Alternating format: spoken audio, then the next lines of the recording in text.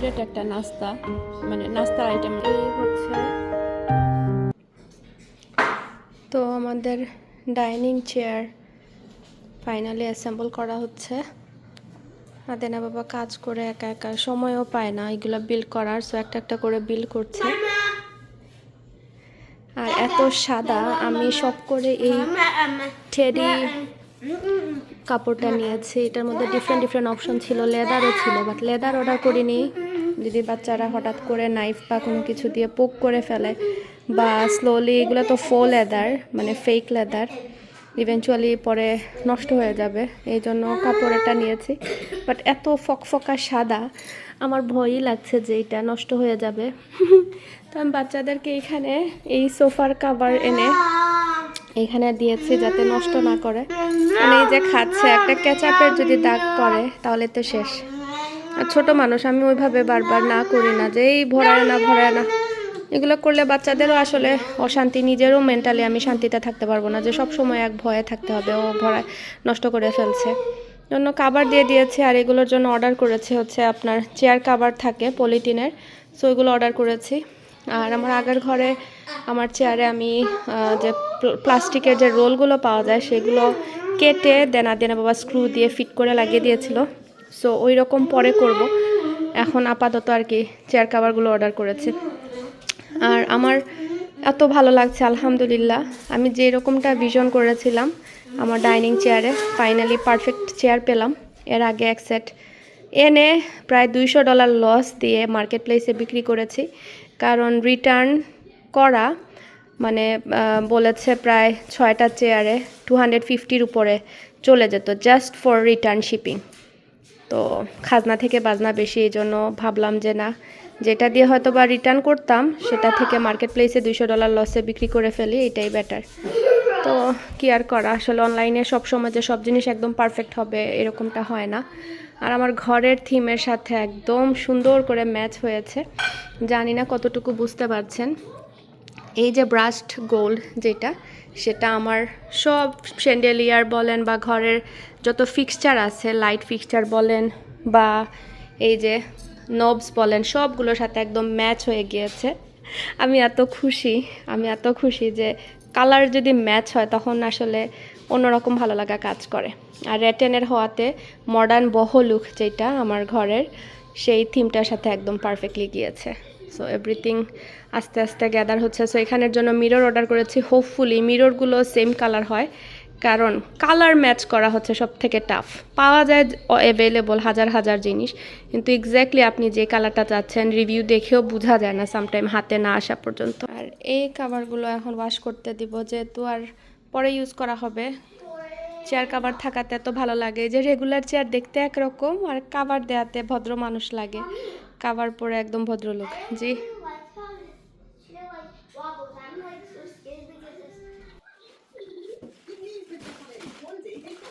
এটা ছিল পরের দিনের ভিডিও ক্লিপ। আর এখানে হচ্ছে বেশ কয়েকটা চিকেনের কোয়ার্টার, যে লেগ পিসগুলো থাকে সেগুলো আদেনে বাবা নিয়ে এসেছিল, আর সাইজটাও অনেক সুন্দর ছিল। তো আমার এই ঘরে আসার পরে ওই রকমভাবে রিচ ফুড মানে রান্না করা হয়নি, সেটা আপনারা খেয়াল করেছেন হয়তো বা। তো আজকে হচ্ছে ফার্স্ট টাইম এরকম রিচ ফুড রান্না করছি, আর খুব ইচ্ছে করছিল আসলে বাচ্চাদেরকে এরকম ভালো মন্দ কিছু রান্না করে খাওয়াবো। তো এখানে হচ্ছে প্রথমে ওদের জন্য ঝাল ছাড়া রোস্ট করে নিচ্ছি। চিকেনগুলোকে তেলের মধ্যে ভেজে নিয়েছিলাম জাস্ট লবণ আর লেবুর রস দিয়ে, হলুদ টলুদ কোনো কিছু দেইনি। আর পেঁয়াজ ভালো করে লাল করে ভেজে এখানে হচ্ছে আদা রসুনের পেস্টও দিয়েছি, আর সব রকমের মশলা দিচ্ছি। শুধুমাত্র হলুদের গুঁড়া দেইনি, কারণ রোস্টে তো হলুদের গুঁড়া দিতে হয় না, আমরা সবাই জানি। আর এটাতে কোনো লাল মরিচের গুঁড়া দেইনি, আমি জাস্ট পেপরিকা পাউডার যেটা সেটা দিয়ে দিয়েছি। আর চিকেনগুলোকেও আমি ওইভাবে যে কড়া করে ভাজা ওই রকমটা ভাজিনি, জাস্ট হালকা করে ভেজে নিয়েছি, যেহেতু বাচ্চারা খাবে। বেশি শক্ত হয়ে গেলে দেখা যায় ওরা চাবাতে পারে না। এমনিতেই আমার ফালা কাজরাকের মানে চাবানোর বা গিলার সমস্যা, মুখে নিয়ে বসে থাকে। তো আর তারপরে হচ্ছে এখন মানে মশলার সাথে ভালো করে ভেজে নিচ্ছি, আর কোনো পানি দিব না। কম ভাজার ফলে দেখা যাবে যে পানি অটোমেটিক অনেকগুলো বের হবে। তো পরে আমি এখানে টক দই একটু ফেটিয়ে দিয়ে দিয়েছি, আর আলাদা করে ফেটানোর আমার সময় নেই, এই জন্য একসাথে করে বাটির মধ্যেই মানে ফেটে নিয়েছি। তারপরে কিশমিশ দিয়ে দিয়েছি 1 মুঠোর মতো, তারপরে দিয়ে দিয়েছি টমেটো কেচাপ আর হচ্ছে 2-3টা আলু বুখারা আর 2-3টা কাঁচামরিচ দিয়েছি যাতে হালকা একটু মানে স্মেল হয় নাইস। সবার শেষে লবণটা আন্দাজ করে দিয়ে ব্যাস রেডি হয়ে গেল আমার বাচ্চাদের জন্য একদম ঝাল ছাড়া রোস্ট। আর সবার শেষে একটু কেওড়া জল আর একটু গোলাপ জল দিয়ে দিয়েছি, যেহেতু রোস্ট রান্না করছি ওদের জন্য, তো এগুলো ছাড়া তো হয় না। তো ঢাকনা দিয়ে ঢেকে রেখে দিয়েছিলাম একদম লো আছে, আর অনেকগুলো পানি আর তেল মানে বের হয়ে এখন একদম টেনে গিয়েছে আর একদম সুন্দর করে রান্না হয়ে গিয়েছে। তো ব্যাস দেখতেই পাচ্ছেন, আর আমার কিচেনে এত মানে সুন্দর আলো পড়ে, রান্না করতে মনটা ভালো হয়ে যায়। এদিকে ভাতও বসিয়ে দিয়েছি আর এখন বের হয়ে পড়েছি আমার আজরাক সোনাকে আনার জন্য। এটা টাচ করে না বাবা। আজকে দিনটা ভালো করেছে, এত ভালো লাগছে, মনে হচ্ছে যে পুরো সামার চলে এসেছে, অথচ 24 ডিগ্রি বাইরে, ঠিকই ঠান্ডা। আর গ্যারাজের অবস্থা দেখুন, মানে কাদা একদম হয়ে যায়, কারণ গাড়ি পার্ক করা থাকলেই একটা যন্ত্রণা। আদিনা বাবাকে বলছিলাম সামার আসলে মেবি এটা একটু ঢালু করে দিলে। দেখি আব্বু, তোমার নতুন হুডি নি এটা, is it your new hoodie? Nice. So এই যে এখন অর্গানাইজ করার পরে এখন এরকম লাগছে। এটা শু র্যাক নতুন, আর এটা হচ্ছে আগের বাসার আমার প্যান্ট্রি ছিল, এখানে রেখে দিয়েছি বাইরে। আর এখানে হচ্ছে যে ভেজা জুতা যেগুলো থাকে এগুলো রাখার জন্য ছোট একটা এনেছি, বাট এটার মধ্যে আদেনে বাবা কেন কাগজ দিল আল্লাহ জানে। এত সুন্দর রোদ উঠেছে, মনটা বললাম যে ভালো হয়ে গিয়েছে। আমি বলতে পারি না কোন দিকে আমার হাতটা পুড়িয়ে ফেলেছি। এই যে নর্মালি আমার একটু মানে পুড়লে আমি বলতে পারি, আজকে এত তাড়াহুড়া করে রান্না করেছি যে এই যে একদম অবস্থা খারাপ, এখন বার্ন করছে আমার। তো আজরাকে এনে অল্প একটু করে ওকে স্ন্যাক দিলাম আর দুধ দিলাম। আর এখন হচ্ছে আমাদের জন্য মোরগ পোলাও করব। আমার মোরগ পোলাও জিনিসটা কয়েকদিন পর পরই খেতে ইচ্ছে করে, হয়তো বা এটা খেয়াল করবেন, আমার ঘরের খুবই কমন একটা মানে রেসিপি বলতে পারেন, প্রায় করে থাকি। তো আজকে আবার আপনাদের সাথে শেয়ার করলাম। তো এখানে হচ্ছে আমি পেঁয়াজ ভেজে নিয়েছি বেশি করে, মানে কি বলবো, কড়া করে ভাজা যেটাকে বলে। তারপরে হচ্ছে ব্লেন্ড করে নিয়েছিলাম কাজু বাদাম, কিশমিশ, কাঁচামরিচ আর দই, টক দই আর কি, এইগুলো ব্লেন্ড করে দিয়ে দিয়েছি। আর আমি আস্ত যত গরম মশলা ছিল পেঁয়াজের সাথে সেগুলো ভেজেছি। আসলে ফাস্ট ফরওয়ার্ড করে দিচ্ছি, আমি চেষ্টা করব রান্নার চ্যানেলে যদি পারি তাহলে ডিটেলসে ভিডিও দেওয়ার জন্য। তো চিকেনগুলো ভেজে রেখেছিলাম তো আগে, ওইগুলো দিয়ে দিলাম, হালকা করে ভেজেছি। আলু বুখারা দিয়েছি, চিনি দিয়েছি, টমেটো কেচাপ দিয়েছি, তারপরে হচ্ছে আপনার কেওড়া জল, তারপরে গোলাপ জল দিয়েছি। বেশ কয়েকটা কাঁচামরিচ দিয়ে ঢেকে রেখে দিয়েছিলাম যাতে পানি বের হয়ে যায়। আর এই তো এখন হচ্ছে সবগুলো আবারও নাড়াচাড়া করছি, আর এত সুন্দর ঘ্রাণ বের হয়। রোস্ট আসলে এরকম সিম্পলভাবে করলেই আমার কাছে বেস্ট মনে হয়। আর এদিকে হচ্ছে পোলাওর চাউল হচ্ছে আমি ভেজে নিয়েছিলাম তেলের মধ্যে আস্ত গরম মশলার সাথে, আর পেঁয়াজ প্রথমে লাল করে নিয়েছিলাম, তারপরে ভাজার পরে হচ্ছে আমি আদা রসুনের পেস্ট দেই, আমি বাগারের সময় দেই না, পরে দেই, এতে করে আদা রসুনের স্মেলটা ভালো থাকে। সরি, আদাটা দেই পরে, রসুনটা আর পেঁয়াজটা প্রথমে ভেজে নিই, এতে করে সুন্দর স্মেল আসে। তো একদম নাড়াচাড়া করে পানি দিয়ে আর উপর থেকে হচ্ছে আপনার চিকেন যেটা রেডি করেছি সেটা দিয়ে রেখে দিয়েছি, এতে করে আপনার কি বলে মানে সুন্দর হয়ে ফুটে উঠবে আর পানি যতটুকু টানা টেনে যাবে। তো আজকে আবার বাথরুমের যে লাস্ট ফিনিশিং দেওয়ার জন্য মানুষ এসেছে, আর সব বাথরুমে আমরা এই হ্যান্ডহেল্ড শাওয়ার বা বাথরুমের যে স্প্রে হোসগুলো থাকে সেটা আর বিডে বলে আর একটা, দুইটা লাগাচ্ছি। একটা এটা হচ্ছে দুবাইতে যখন গিয়েছিলাম এগুলো দেখেছি, ওরা প্রত্যেক বাথরুমে একদম ফিট করাই থাকে। সো আমরা দুইটাই লাগাচ্ছি এক একটা টয়লেটে, যাতে করে বদনা ইউজ করতে না হয়।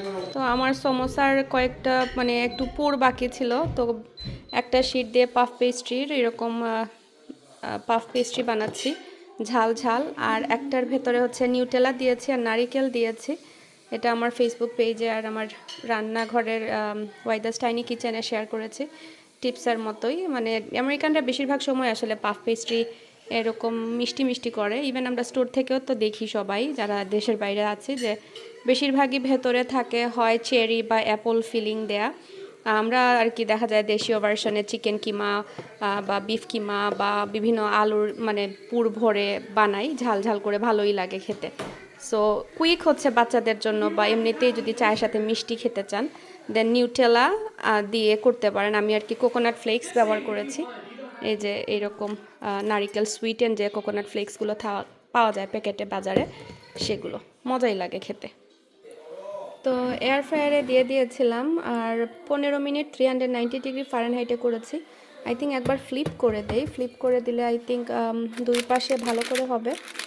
এয়ার ফ্রায়ারটা আমার এত ইউজ হয়, আমি কিন্তু ডেসক্রিপশন বক্সে প্রায় সময় খেয়াল যদি থাকে লিঙ্ক দিয়ে দেওয়ার চেষ্টা করি, আজকে চেষ্টা করব লিঙ্ক দেওয়ার জন্য, প্লাস বাথরুমের যে স্প্রে প্লাস যে বিডে যেটা দুইটা বলছেন দুইটাই দেওয়ার চেষ্টা করব। তো উল্টে দিচ্ছি কারণ পেছন সাইড এখনও কাঁচার মতো আছে। আজকে আমার ভাত খেতে মোটেও ইচ্ছে করছে না। একটু আগে কিমা পরোটা খেলাম, আর একটা খেয়েই মানে পেট এত ভরেছে, ঘুম ঘুম করছে। বাচ্চাদেরকে খাবার দিয়ে এখন চা বানালাম, আর এইটা হচ্ছে এক ব্যাচ হয়ে গিয়েছে। আদিয়ান একটা খেয়ে গিয়েছে, এই তো এখন গরম গরম পেস্ট্রি দিয়ে চা খাবো। যদিও পেটে খিদা নাই, মুখের মানে চোখের খাওয়া যেটাকে বলে।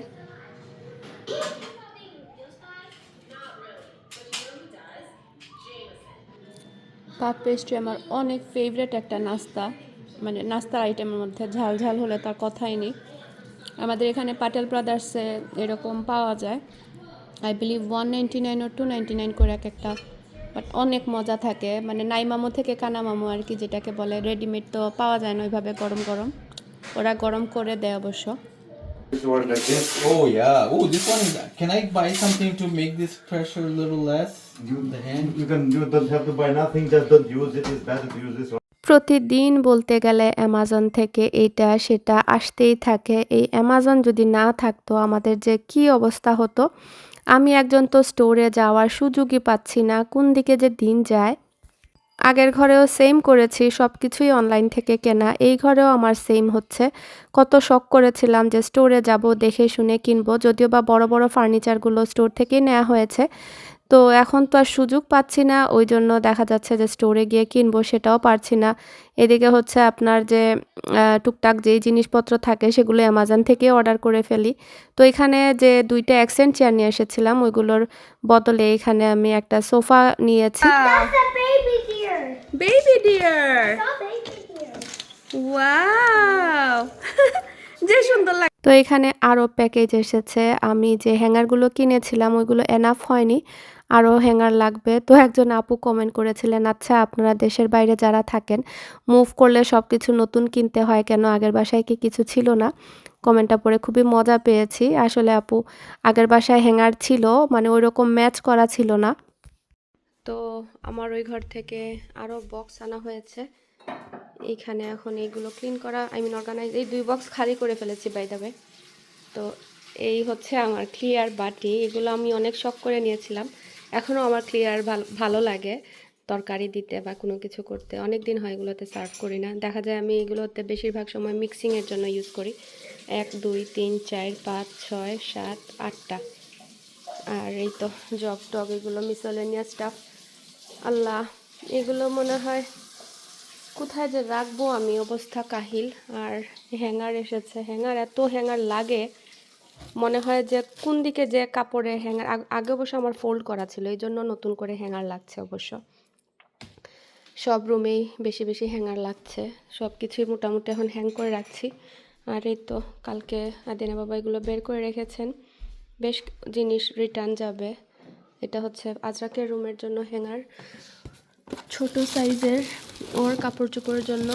এত ছোট না আবার একদম বড় না, এগুলো অ্যামাজন থেকে এনেছি। এটা পারফেক্ট সাইজ হয়েছে, আর একটু ছোট হলে ভালো হতো কারণ ওর সাইজ এখনও ছোট, সমস্যা নেই। আর এই তো সোফা এসেছে, এখানে এটা রেখে দিয়েছি, নতুন সোফা।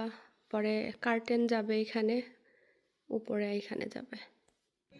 আমি 3 বক্স মানে সর্ট আউট করেছি, আদিনা বাবা এনে আমাকে আরও বক্স দিয়ে গিয়েছেন। এগুলো আমি কিভাবে যে কি করব, আমার কোমর ধরে গিয়েছে অলরেডি, নিচু হয়ে আর সোজা হতে হতে লিটারালি অবস্থা খুবই কাহিল। ইয়াল্লা, কবে যে এই জার্নি শেষ হবে। আমি তো সব কিছু বের করছি এখানে, কবে যে শেষ হবে আমার, ইয়াল্লাহ। এগুলো হচ্ছে আমার লেজি সুজেনের, এই একটা বড় সেট, এটা আরেকটা ছোট সেট। এগুলো অনেক কাজে লাগে, সালসা আর চিপসের জন্য, প্ল্যাটার দেওয়ার জন্য আর কি। এগুলো আগে একটা সময় আমি খুব বেশি ইউজ করেছি, দুইটাই আমার স্যামস ক্লাব থেকে কেনা। সো একটু সময় ব্রেক নিয়ে এখানে আবার রাখা শুরু করেছি। এই শেলফটা একটু উঁচু আছে, এই জন্য সব জগ এখানে রেখেছি। আর এই তো, আর এখানে আরও নতুন গ্লাস এসেছে ওই বাসা থেকে, তো এগুলো আমার টল গ্লাস এখানে রেখেছি। আর এভাবে করে রাখলে, মানে দুই পাশ উল্টা পাল্টা করে রাখলে দেখা যায় জায়গা হয় অনেক জিনিস, নয়তো আমি স্ট্রেইট রেখে দেখেছি, দেখা যায় যে জায়গা হয় না। সো এই হচ্ছে গ্লাসের আর কাপের, এখানে আরও গ্লাস আছে। এই যে এরকমের কত যে শখ, মানে ভালো লাগে সার্ভিং ডিশগুলো দেখলে। আমার মনে হয় আর জীবনে না কিনলেও চলবে যদি না ভাঙে আর কি, আল্লাহ যদি ঠিকঠাক রাখেন সব কিছু। এখানে আমার স্যুপের বাটি, এই সেটটা আমি অনেক শখ করে নিয়েছিলাম। এই যে এটার সাথে এরকম প্লেট আসে, তো এখানে আপনি অন্থন বা স্যুপের সাথে যেগুলো খাওয়া যায় এগুলো রেখে ইন্ডিভিজুয়ালি সার্ভ করতে পারবেন। তো বেসমেন্টে এসেছি মিরর লাগানোর জন্য। বাথরুমের কাজ মোটামুটি শেষ, এখন প্লামারের কাজ বাকি, টাইলসের কাজ শেষ। এই যে ওকে, সো আমাদের এখানে স্টাড মিরলে পানি সাইডে করা লাগছে, মাঝখানে হলে ভালো হতো, কিছু করার নেই। এটা অনেক হেভি, একা একা করা যাবে না, এই জন্য। সো সারা বেসমেন্ট খুঁজে এই জায়গাটাই পেয়েছি, এই আমার আগেরটার জন্য। আপনারা শুনলে অবাক হবেন, এই একটা মিরর লাগাতে বেচারা আমাদেরকে চার্জ করেছে $50। আমি বললাম করে, বলে কি আমি কি বেশি চার্জ করে ফেললাম? নাদিয়ানা বাবা হেসে হেসে বললো যে না না ঠিক আছে, সমস্যা নেই। মানে কি যে বলবো, মানে করার আগে উনি কিছু বলে নাই, কারণ বাথরুমে কাজ করে এটা এডিশনাল করিয়েছে, বলে $50। আর করা শেষ, তো এখন তো নাও করা যাবে না, কিছু করার নাই। বেসমেন্টে এখনো শেলফ টেলফ এগুলো লাগানো বাকি। এই আমরা শেলফ হই হুন্ডানি, where is our shelf? What shelf? Those shelf for this? Don't worry. Okay. 36. So এগুলো অনেক জিনিস বাকি এখনো। এই যে ইলেকট্রিকের আউটলেট, আই মিন প্লেটগুলো লাগবে। 3438. আর কিচেন আসছে, অর্ডার করা হয়েছে। কিচেন বলতে কি আইল্যান্ডের মতো নিচে আর কি, কিচেন নিচের ক্যাবিনেট আমরা অর্ডার করেছি, উপরের করিনি, কারণ এত ক্যাবিনেট দিয়ে কী হবে, লাগালে পরে লাগবে।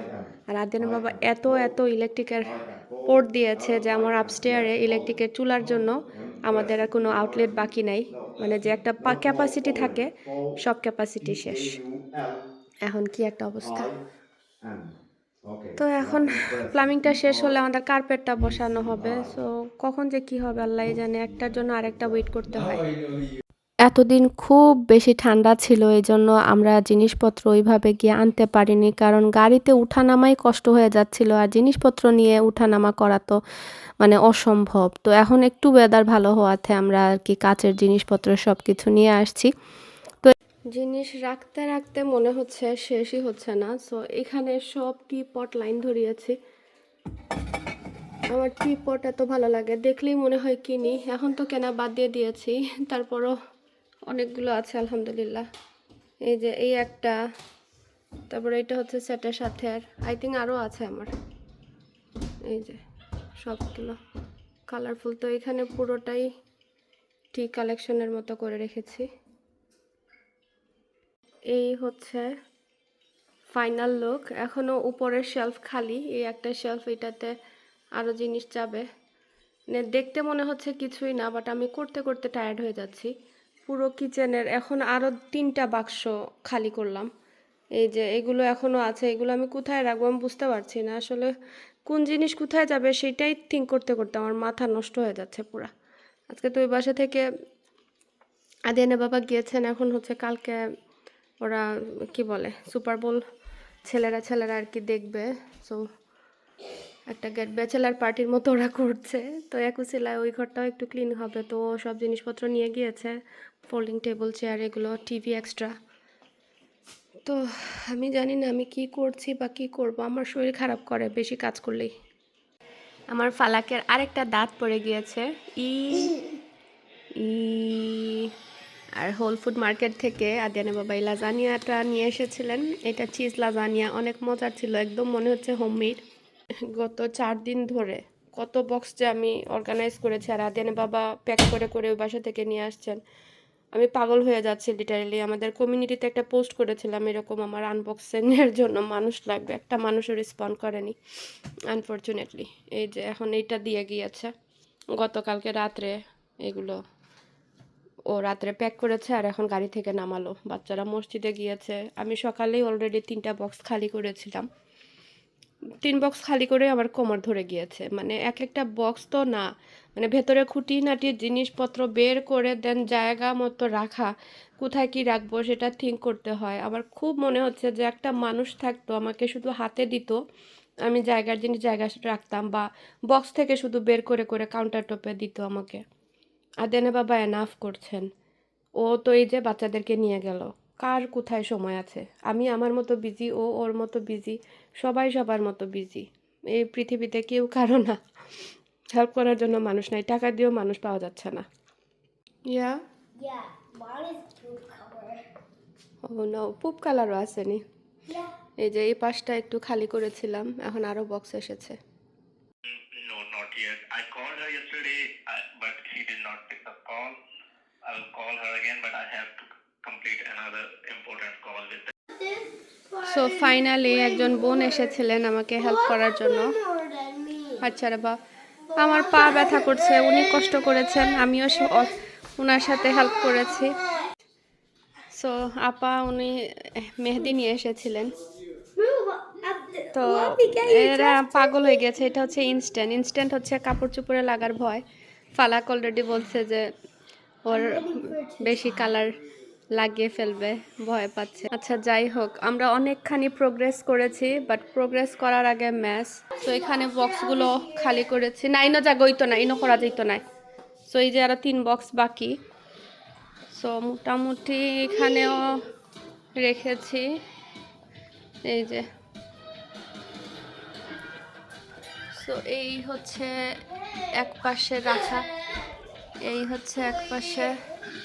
আপা অনেক হেল্পফুল ছিলেন আমাকে, মানে এই জিনিসটাই আমি চাচ্ছিলাম যে আমাকে কেউ হেল্প করবে, বক্স আনবক্স করে দিবে, আমি জায়গায় জায়গায় রাখবো। তো এই কাজটাই উনি করেছেন। আল্লাহ